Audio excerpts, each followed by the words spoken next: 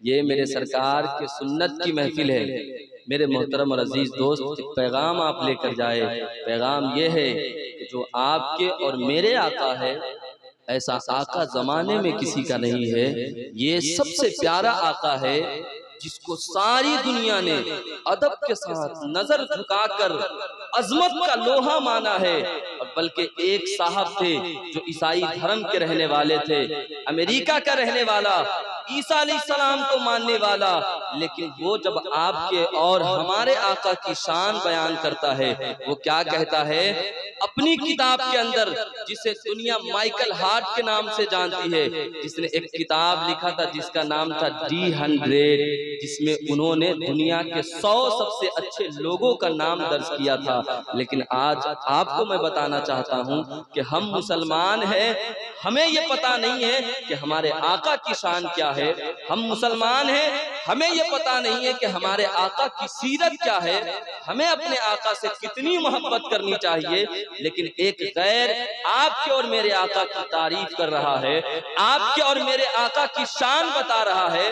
मुसलमानों कुर्बान जाओ अपने आका पे। इतना प्यारा और इतना सोड़ा आका किसी को नहीं मिला जितना सोड़ा और प्यारे आका आपको मिला है। मेरे मोहतरम और अजीज दोस्त, उसने दुनिया के 100 लोगों को इकट्ठा किया और उसने उसकी जिंदगी को देखा, इसका बचपने कैसे गुजरा है, इसकी जवानी कैसे गुजरी है, ये बात कैसे करता है, ये बोलता कैसा है, ये दिखता कैसा है, इसकी आंखें कैसी है, इसका चेहरा कैसा है, इसका वजूद कैसा है। तो आओ मैं तुम्हें बताता हूँ। मेरा रब कहता है कि दुनिया में मैंने जितने नबी को पैदा किया, सारे नबी को कोई न कोई मोजज़ा देकर भेजा। ईसा को एक मोजज़ा दिया, मूसा को एक मोजज़ा दिया, इब्राहिम को एक मोजज़ा दिया। यानी जितने नबी आए, अल्लाह ने हर एक नबी को कोई न कोई मोजज़ा से नवाजा है। लेकिन मेरे अजीज और मोहतरम दोस्त, ये जो आपके और मेरे आका है, जिसे अल्लाह तबारक व तआला एक मोजज़ा नहीं दिया, बल्कि मेरा रब कहता है ये जो मेरा महबूब है, ये जो मेरा हबीब है, ये सर से लेकर पांव तक मोजज़ा बन के आया है। ये सर से लेकर पांव तक मोजज़ा बन के आया है। यानी तेरे और मेरे आका अपने कदमे मुबारक को जिस पत्थर पे रख दे, वो पत्थर मोम की शक्ल में पिघल कर आका की अजमत का बयानी दे रहा है। मेरे मोहतरम, आपके जो मेरे आका है, वो अपने हाथ से किसी बकरी के सूखे थान में हाथ लगा दे, बकरी का थान भर जा रहा है। आपके और जो मेरे आका है, वो सहाबा को, प्यासे सहाबा है, अपनी उंगली को एक प्याले में डाल रहे हैं तो नहरें जारी हो जा रही है पानी के, और सारे सहाबा पीकर सैराब हो जा रहे हैं। आपके जो मेरे आका है, उसकी ज़बान लाजवाब है, उसका चेहरा लाजवाब है, उसका जलवा लाजवाब है, उसकी सीरत लाजवाब है, उसकी सीरत लाजवाब है। बल्कि ये कहना पड़ेगा कि पीर मेहर अली शाह ने कहा था कि मुख चंदर बदर शाशानी है, मथे चमकती लाड नूरानी है, काली जुल्फते अख मस्तानी है, मखमूर अखीहिन मद भरिया, इस सूरत में जाना खा, जानान के जाने जहाना खा, सच आखा ते रबदी में शाना खा, जिस शान तू शाना सब बनिया। सुभान अल्लाह, माँ अजमला का, माँ अहसना का, माँ अकमला का। बल्कि आला हजरत अगर मेरे आका की तारीफ ये आपको बताना चाहे तो वो कहेंगे वो कमाले हुस्ने हुजूर है कि गुमाने नक्शे जहां नहीं, अरे यही फूल खार से दूर है, यही शम्मा है के धुआं। आपको अच्छा लग रहा है? बेदार हैं आप हजरात? सुनना चाह रहे हैं तो दोनों हाथ उठा कहिए या रसूल अल्लाह। हाँ, ये मुझे एहसास नहीं हो रहा है कि ठंड का मौसम है। देखिए, हालांकि इन्होंने इंतजाम बहुत अच्छा किया। अगर ये कहा जाए कि ठंड इसमें लग रही है तो इनका जो पैसा लगा उसकी बेइज्जती हो जाएगी। नहीं, इंतजाम अच्छा हुआ है, कोई बात नहीं, थोड़ी देर बैठ के सुन ले आप। अल्लाह ताला आपको जज़ाए खैर अता फरमाए, है कि नहीं? हाँ, एक बार ऐसा हुआ था, सुनिए आप गौर से, कि एक मौलाना साहब तकरीर कर रहे थे तो खत्म नहीं कर रहे थे, धीरे धीरे सारे लोग चले गए, एक आदमी सिर्फ बैठा हुआ था। वो सोचने लगे भाई जितने लोग थे सारे चले गए, यही एक बैठा हुआ है अभी तक नहीं गया। तो पूछे भाई सब चले गए, आप क्यों बैठे हैं? कहा मैं इसलिए बैठा हूँ बाबू कि देखिए माइक और मशीन सब हम ही का है, मजबूर हूँ मैं, क्या करूँ, जब आप हटिएगा तभी हम जाएंगे, है कि नहीं? तो आप तो मजबूर है नहीं, सलामत बाबू ने सब लोगों को पहले खाना खिला दिया, ये बड़ी अच्छी बात है। हम लोग कई जलसों में जाते हैं जहां लोग महफिल खत्म होने के बाद खिलाते हैं, लेकिन इन्होंने खिलाया, ये इनकी मोहब्बत है। आप बैठकर सुन रहे हैं, ये आपकी मोहब्बत है। अल्लाह आपको सलामत रखे। दोनों हाथ रख के ये या रसूल अल्लाह। आपके और मेरे आका कितने शान वाले हैं। माइकल हार्ट दुनिया के 100 लोगों का इंतखाब कर रहा है, उसकी हर एक अदा को अपने इस जिंदगी में शामिल कर रहा है और फिर नंबर देना चाह रहा है कि अव्वल दर्जे पे किसे रखा जाए, अव्वल नंबर पे किसे रखा जाए। मेरे मोहतरम और अजीज दोस्त, उसने फिर क्या किया? वो तो ईसाई है, वो तो मेरे और आपके नबी का कलमा पढ़ने वाला नहीं है, वो तो मुसलमान नहीं है, लेकिन उसने अव्वल नंबर पे किसी को रखा है तो आपके और मेरे आका मोहम्मदुर रसूलुल्लाह को रखा है। कि ये सुभान अल्लाह, आपके और मेरे आका के सबसे अव्वल नंबर पे रखा है। और उसने बताया कि मैं पहले नंबर पे मुसलमानों के आका को रख रहा हूँ। लोग कहेगा कि ईसाई था, मुसलमानों के आका को अव्वल नंबर पे रख दिया। तो माइकल हार्ट कहता है कि मुसलमानों के जो आका है वो है ही इतने कमाल वाले कि उसे अव्वल नंबर पे रखा जाए। कि ये सुभान अल्लाह, वो है ही इतने कमाल वाले कि उसे अव्वल नंबर पे रखा जाए। यानी कोई कहने वाला जो चाहे वो कह ले, लेकिन जिब्रील ये कहते हैं कि यही बोले सिदरा वाले, चमने जहां के थाले सभी मैंने छान डाले, तेरे पाए का न पाया, तुझे यक न यक बनाया, तुझे यक न यक बनाया, तुझे यक न यक बनाया। यानी मेरे आका है ही इतने शान वाले, अव्वल नंबर पे रखा जाए। उसी नबी के हम और आप कलमा पढ़ने वाले हैं, लेकिन अफसोस इस बात पे है मुसलमानों कि आज हमारे माशरे में हमें जिस वक्त अपने बच्चों को कलम और किताब देनी चाहिए, उस वक्त हम अपने बच्चे को उसके जिद पे मोबाइल ला कर दे रहे हैं। 16,000, 20,000, 30,000 का मोबाइल लो, चलाओ। बच्चा पबजी खेल रहा है, गेम खेल रहा है, फ्री फायर खेल रहा है। बच्चों की जवानी तो बर्बाद हो गई और उसके जिंदगी के सारे मकासिद तबाह बर्बाद हो गए। मेरे अजीज और मोहतरम दोस्त, मैं आपको आज मेरे आका की इस महफिल से ये पैगाम देना चाहूंगा कि आज इस दौर में अपने बच्चों को सबसे पहले आका करीम सल्लल्लाहु अलैहि वसल्लम का इश्क सिखाए। उन्हें बताए मेरे आका की शरीयत, उन्हें बताए मेरे आका की सीरत कि तुम्हारे आका कौन है, किस नबी का तुम कलमा पढ़ने वाले हो।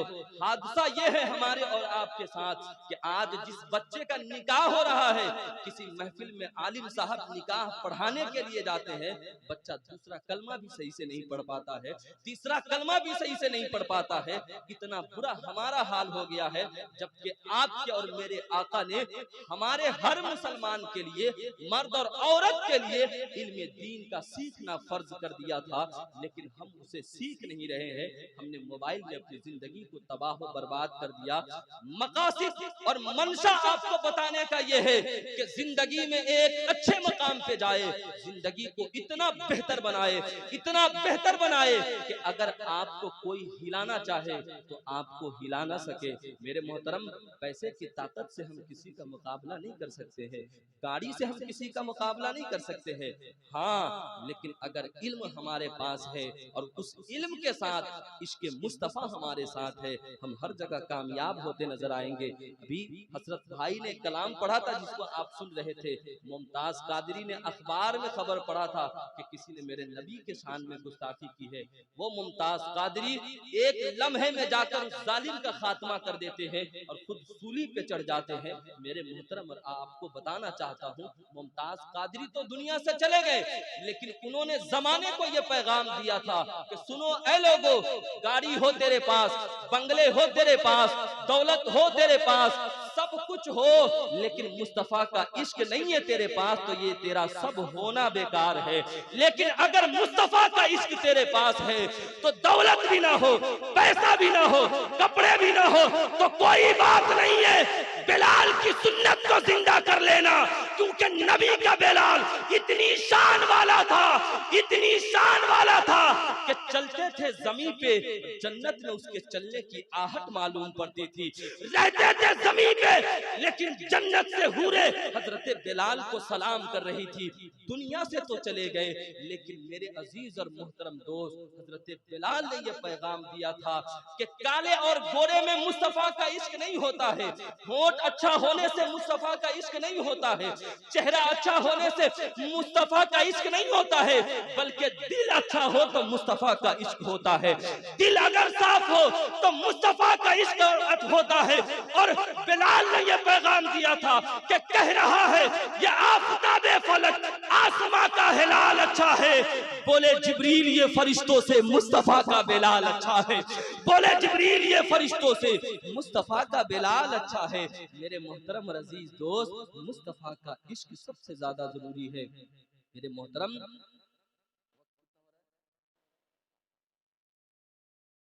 जी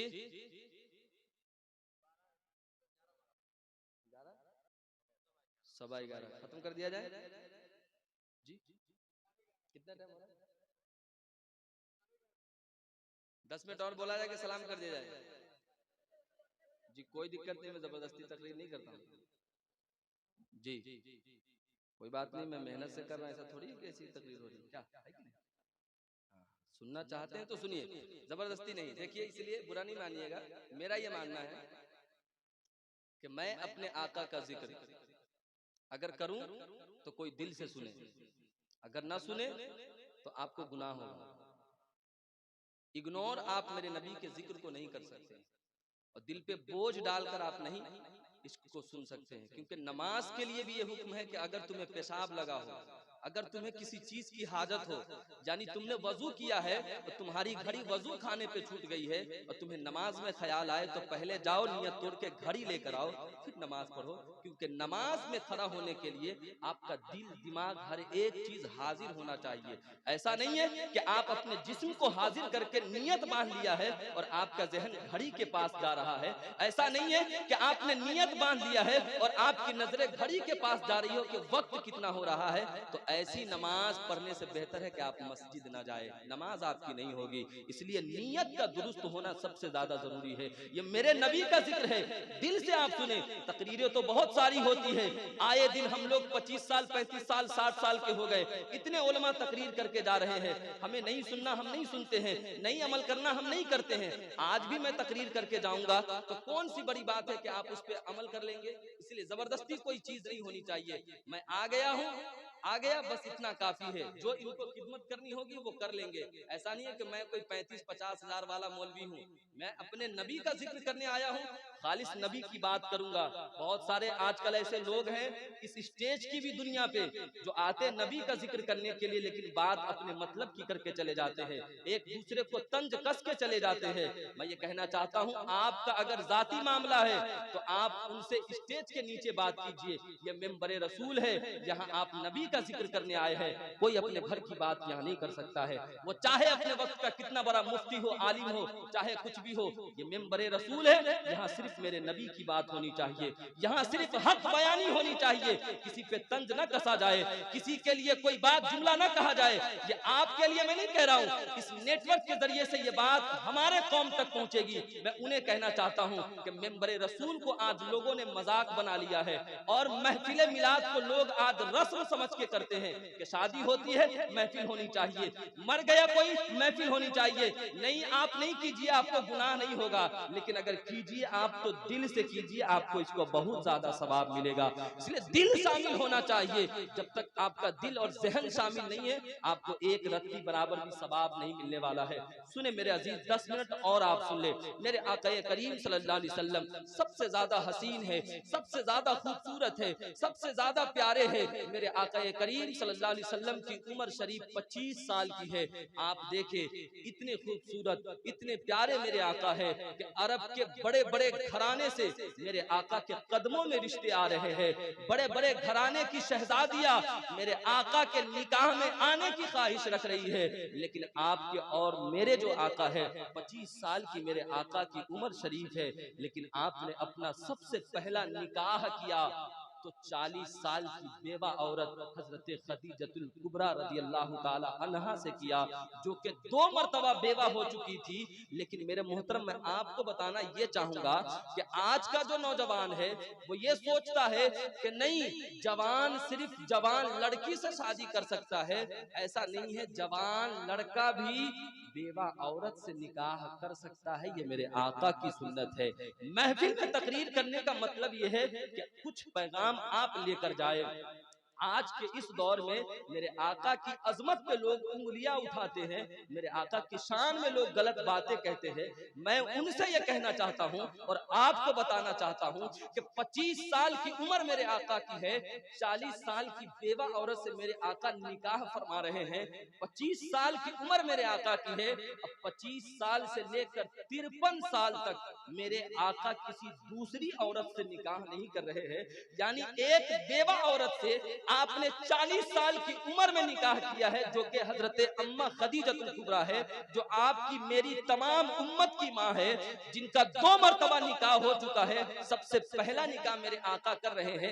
आज लोग मेरे आका की शान पे उंगली उठाते हैं और ये कहते हैं कि माज़अल्लाह मोहम्मद ऐसे थे वैसे थे। तो यहाँ पे एक प्लस पॉइंट मैं आपको ये बताना चाहूंगा कि अरब की सरजमीन पे जब मेरे आका करीम सल्लल्लाहु अलैहि वसल्लम हक व सदाकत की बात लोगों को बता रहे थे, मजहब इस्लाम की बात लोगों को बता रहे थे, तो अरब के सरजमीन पे बड़ा बड़ा काफिर था, बड़ा सड़ा हुआ जालिम इंसान था, जो कि मेरे मुस्तफा के नबूवत का इनकार कर रहे थे, जो कि माज़अल्लाह मेरे आका को जादूगर कह रहे थे, जो कि माज़अल्लाह मेरे आका की शान में बेअदबी कर रहे थे। लेकिन मैं आपको बताना चाहता हूँ, आपके और मेरे आका ने 11 शादियां की है, लेकिन और उम्मत के नबी को आप देखेंगे, उनकी जिंदगी को आप पढ़ेंगे, उनकी शादियां सैकड़ों की तादाद में हुई है, लेकिन मेरे आका ने महज 11 शादियां की है। वजह क्या था? वजह यह था कि मेरे आका के निकाह में जब तक हजरत खदीजा थी, मेरे आका अपनी उम्र 53 साल की हो गई, दूसरा निकाह नहीं किया। जब हजरत खदीजा का इंतकाल हो गया, उसके बाद मेरे आका ने फिर किसी दूसरी औरत से दूसरा निकाह किया। यानी 50 साल की उम्र पार हो जाने के बाद मेरे आका ने दूसरा निकाह किया। अब 50 साल की उम्र में हम सब लोग जानते हैं कि इंसान उतना ताकतवर, उतना सलाहियतमंद नहीं होता है हमारे और आपके ज़हनी फिक्र के एतबार से, क्योंकि 50 साल के बाद इंसान की उम्र ढलने लगती है, जवानी घटने लगती है। आज लोग अगर मेरे आका की शान पे उंगलियां उठा रहे हैं कि मेरे आका ने 11 निकाह की है, तो मैं आपको बताना चाहता हूं कि जब मेरे आका करीम सल्लल्लाहु अलैहि वसल्लम, गौर से सुनिएगा, गुफ्तगू भी खत्म कर रहा हूं 10 मिनट के अंदर में, गौर से सुनिएगा।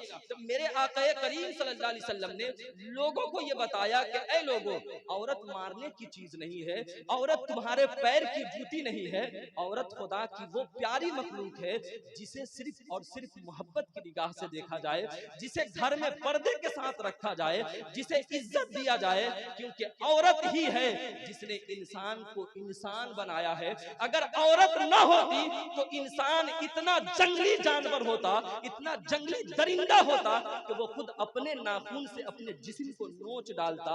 एक औरत की वजह से इंसान कितना भी थका हो, कितना भी प्यासा हो, लेकिन जब वो शाम के वक्त घर लौटता है, उसकी बीवी उसके करीब जाकर पानी का एक गिलास पेश करती है और मुस्कुराकर अपने शौहर की तरफ देखती है, तो मैं ये यकीन से कह सकता हूँ कि एक सच्चा मर्द जो सच्ची मोहब्बत अपने बीवी से करता है, उसके पूरे दिन के थकान खत्म हो जाते हैं और वो बिल्कुल अपने घर में चैन और अमन महसूस करता है।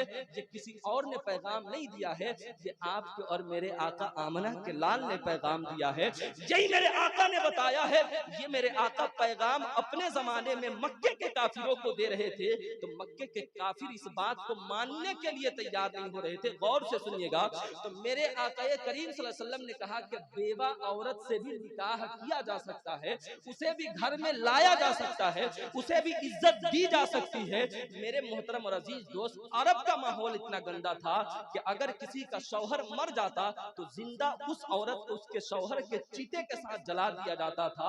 बेटा गले में रस्सी डालकर मंडी में ले जाकर अपने माँ को बेच देता था। इतना गंदा माहौल था। लेकिन मेरे और आपके आका ने बताया कि ऐ लोगों, जब अल्लाह ने मुझे नबूवत का ताज पहनाकर इस दुनिया में भेजा तो मैंने औरत के मकाम को इतना बढ़ा दिया कि जन्नत को अल्लाह ने अर्श आजम से भी ऊपर रखा है। लेकिन अल्लाह ने जब मुझे इख्तियार दिया तो मैंने माँ के कदमों के नीचे जन्नत को ला के रख दिया है। यानी एक बेटा अगर डॉक्टर हो उसे जन्नत का मजा चाहिए, माँ के कदमों में आना पड़ेगा। एक बेटा अगर मुफ्ती है उसे जन्नत का मजा चाहिए, माँ के कदमों में आना पड़ेगा। एक बेटा अगर प्रोफेसर है उसे जन्नत का मजा चाहिए, माँ के कदमों के पास आना पड़ेगा। एक बेटा अगर दुनिया के लिए पीर साहब है लेकिन उसे माँ के कदमों के करीब आना पड़ेगा। यानी अल्लाह के रसूल का ये कितना एहसान औरतों पे है कि औरत अगर गुनहगार हो, बेनमाजी हो, चाहे जैसी भी हो, लेकिन उसने अगर एक बेटे को जन्म दिया है तो उस बेटे के जन्नत को अल्लाह ने उसके माँ के कदमों के नीचे रखा है। तो जब एक गुनहगार के माँ के कदमों के नीचे जन्नत हो सकती है तो जिसने जन्नत दिया है उस आका की शान क्या होगी, फिर वो आका कितने शान वाले होंगे। तो इसलिए मैं आपको कहना चाहूंगा कि मेरे हुजूर हमेशा कमाल करते हैं, जो फैसला करते हैं बेमिसाल करते हैं। मेरे हुजूर को शमशो कमर से मत जानो, ऐसे काम तो उनके बिलाल।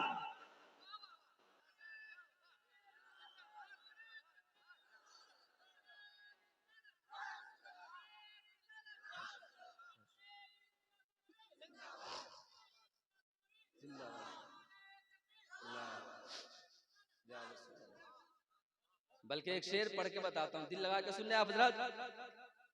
क्या पेश करूं आका, क्या चीजें हमारी है, क्या पेश करूं आका, क्या चीजें हमारी है। ये दिल भी तुम्हारा है, ये जान भी तुम्हारी है। ये दिल भी तुम्हारा है, ये जान भी तुम्हारी है।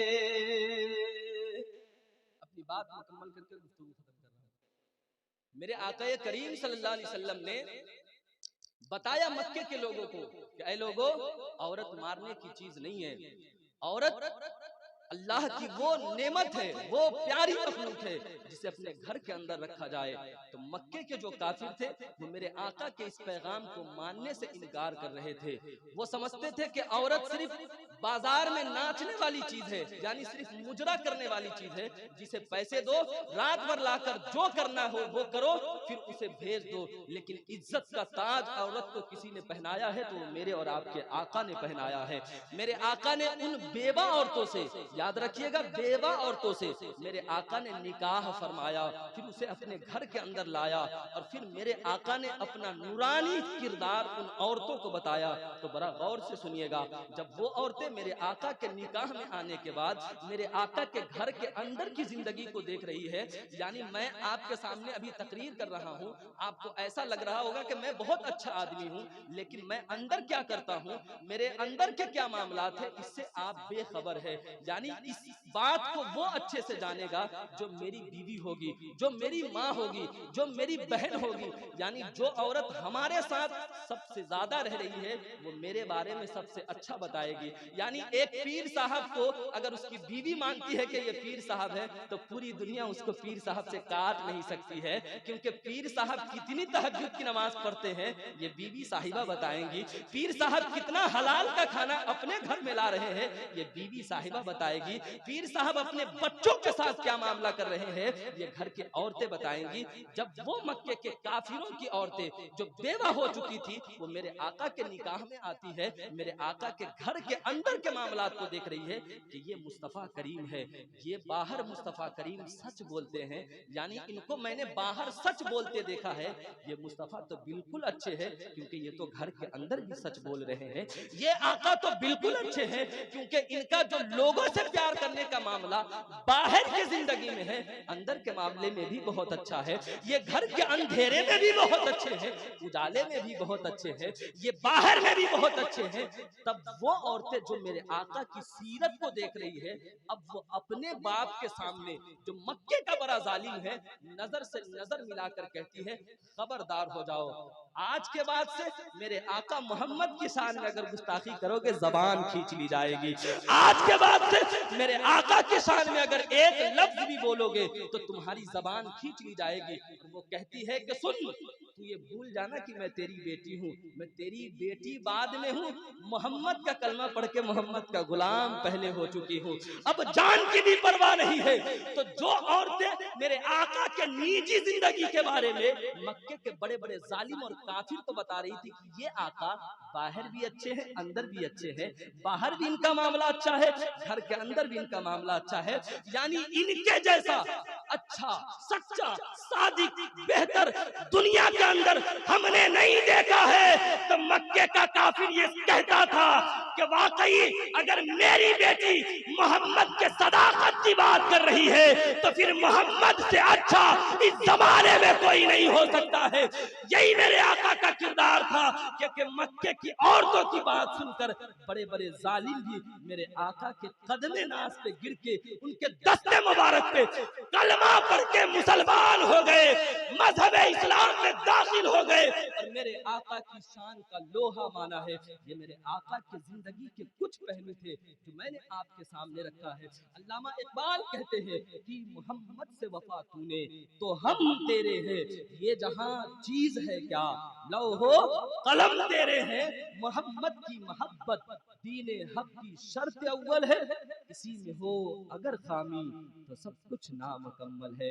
यानी कोई शायर अपनी जबान में कहता है कि जाने आलम बे मिसाल, जाने आलम बे मिसाल, जाने जाना बे मिसाल, अर्श आजम का वो दूल्हा बे मिसाल है, अर्श आजम का वो दूल्हा बेमिसाल है। इंशाअल्लाह जिंदगी रहेगी फिर मुलाकात होगी, फिर आपकी दायरे मोहब्बत में आऊंगा।